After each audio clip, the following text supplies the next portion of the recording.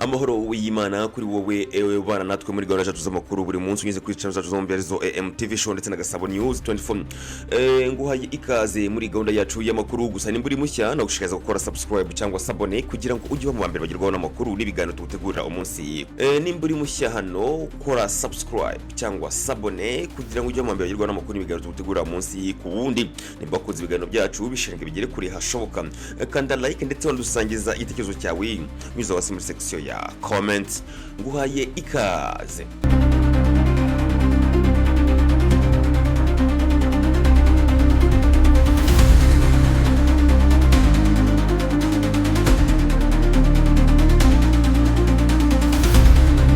Nyemerera twerekeze muri Repubulika ya Demokarasi ya Kongo.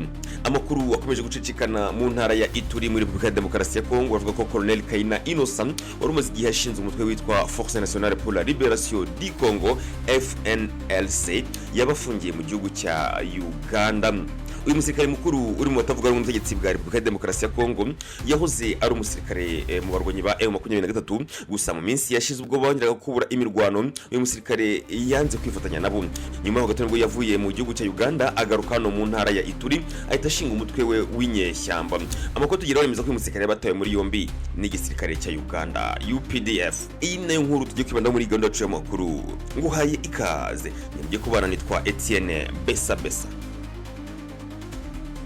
Nguhaye ikaze muri gahunda yacu y'amakuru ni nkuru tugiye kwerekeza muri Repubulika ya Demokarasi ya Kongo.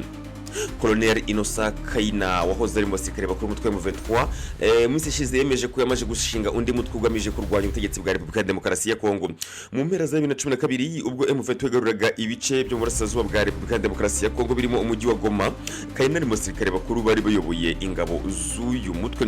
Muri 2013 ubwo M23 yarukanwaga i Goma n'ingabo zirimo iza SADC na MONUSCO, uyu musirikare yahise ahungira muri Uganda ndetse mu gushyingo 2021 ubwo uriya mutwe wuburaga imirwano ari mu basirikare banze kwiyunga kuri M23. Kaina icyakoze yavuze ko nubwo atakiri kumwe na M23 hari abana be bari kurwana muri uyu mutwe.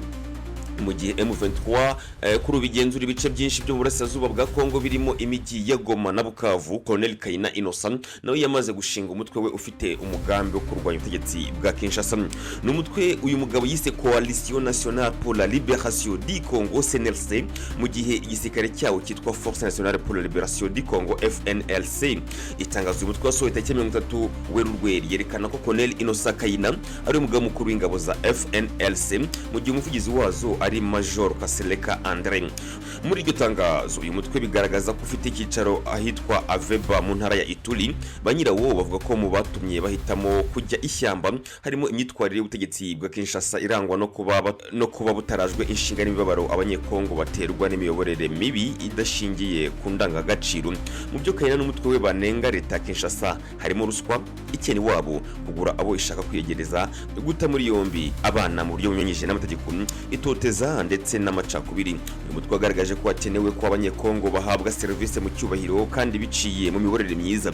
Ikindi akaba ari ngombwa ko Repubulika ya Demokarasi ya Kongo ivanwa mu bibazo irimo biterwa no kwikunda kw'abayiyobora. Kaina yashinze uyu mutwe mu gace kitwa Ituri n'umutwe ugamije kuvana ubutegetsi bwa Repubulika ya Demokarasi ya Kongo nyuma y'iminsi mike. Thomas Lubanga usanzwe ari inshuti ye nawe ashinze mu ntara ya Ituri umutwe ufite gahunda nk'iyo. Andi makuru akomeje gucicikana mu ntara ya Ituri muri Repubulika ya Demokarasi ya Kongo avuga ko Colonel Kaina Innocent wari umaze iminsi ashinze uyu mutwe we witwa Force Nationale pour la Libération du Congo yabafungiye mu gihugu cya Uganda. Amakuru y'ikinyamakuru kitwa Bwiza avuga ko hashize iminsi Colonel Kaina aburiwe irengero nyuma y'uko byavuzwe ko yahamagajwe n'umukuru w'igisirikare cya Uganda General MUHOOZI nyuma yo kuva mu rugendo yakoreye Kinshasa akanabonana na Perezida Felix Tshisekedi Chilombo. N'uruzinduko rwasize UPDF ijyanye amasezerano hagati yayo na FARDC. Ikinyamakuru Ubwiza kadomo.com cyemeza ko abari hafi abantu ba hafi ya Kaina bemeje aya makuru kuko mu rwego rw'itariki 24 Kamena muri uyu mwaka bagize bati afande twamuburiye irengero kuko aheruka hano tariki 24 z'ukwezi kwa gatandatu muri uyu mwaka turi 2025 ubwo duhamagaye tubwira ko yagezeyo kuva Kaina yagera muri Uganda nta urongera kumenya amakuru ye. Nyamakuru kitwa Bwiza gikomeza kivuga ko gikomeje kurikirana abijyanye n'amakuru ye. Mu mpera za Werurwe muri uyu mwaka nibwo Kaina yari yashinze ubutwe twa CNLC mu rwego rwo gushyiraho iherezo ku myitwarire y'ubutegetsi bwa Kinshasa irangwa no kuba butarajwe inshinga n'imibabaro y'abanyekongo baterwa n'imiborere mibi idashingiye ku ndangagaciro. Mu byo Kayina n'umutwe we banenga leta Kinshasa harimo ruswa, ikene wabo kugura bishaka kwegereza, guta muri yombi abantu mu buryo bunyuranyije n'amategeko, itoteza ndetse n'amacakubiri. Ngayo nguko na musozo wacu w'iyi nkuru twaguteguriye, reka ngushime cyane bana twe muri gahunda zacu z'amakuru za buri munsi yuze kuri izi channel zacu zombe zo AM TV show ndetse na Gasabo News 24. Amakuru nk'aya na kagaruka. Shalom garuka.